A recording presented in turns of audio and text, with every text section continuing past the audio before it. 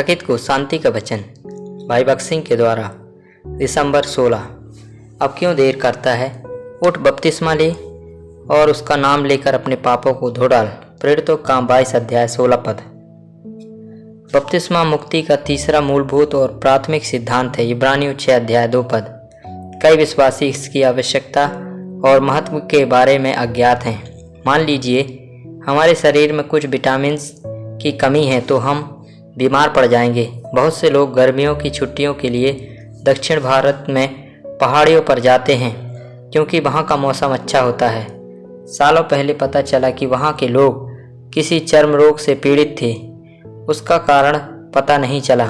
मौसम अच्छा था, पानी अच्छा था और खाना बहुत अच्छा था, फिर भी लोग बीमार पड़ रहे थे।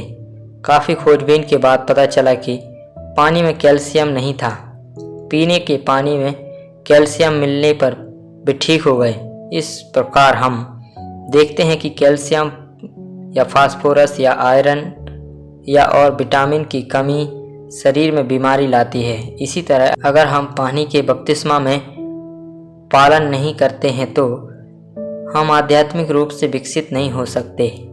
बपतिस्मा उतना ही महत्वपूर्ण है जितना कि उद्धार का कोई अन्य मूलभूत सिद्धांत। विश्वासियों को इसके बारे में अंधा बनाए रखने के लिए शत्रु कई युक्तियों का उपयोग करता है। कुछ विश्वासी कहते हैं कि बपतिस्मा आवश्यक नहीं है। अगर हम फिर से जन्म लेते हैं तो यह काफ़ी है। नाम मात्र के ईसाइयों के लिए बपतिस्मा केवल एक रिवाज है, लेकिन विश्वासियों के लिए यह एक गवाही है। यह बपतिस्मा है जिसे हम भीतरी मनुष्यत्व के अनुभव द्वारा प्रभु यीशु मसीह के साथ उनकी मृत्यु, गाड़े जाने और पुनरुत्थान में हमारे मिलन को समझते हैं।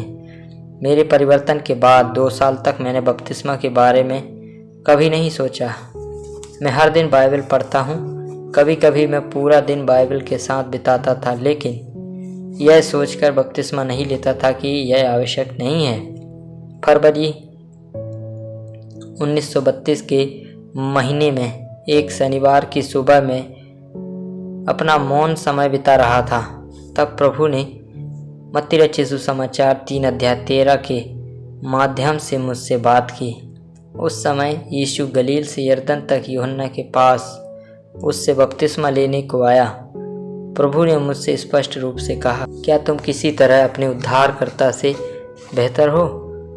मैंने उत्तर दिया, परमेश्वर, मैंने ऐसा कभी नहीं कहा। उसने कहा, फिर बपतिस्मा के बारे में क्या? मैं सोच रहा था कि बपतिस्मा बहुत महत्वपूर्ण नहीं था क्योंकि मेरा नया जन्म हुआ था और मैं हर जगह अपनी गवाही दे रहा था। परंतु प्रभु ने मुझसे स्पष्टता से कहा कि उसने मेरे लिए बपतिस्मा लिया है, जबकि उसे ऐसा करने की कोई आवश्यकता ना थी। अगले ही दिन मैंने बपतिस्मा ले लिया। उस दिन मैं स्वयं सभा में गया और सभा के दौरान मेरा बपतिस्मा हुआ। जब मैं पानी से बाहर आया तो मैं बहुत आनंद से भर गया और उस दिन से बाइबल मेरे लिए एक नई किताब बन गई। मैंने प्रार्थना और गवाही देने में बहुत स्वतंत्रता का आनंद लिया। मेरे लिए हर चीज़ नई हो गई। मैंने पाया कि सुसमाचार और पत्रियों में बपतिस्मा के बारे में 51 संदर्भ हैं। मैंने उन सब को एक साथ रखा और उनका अध्ययन किया।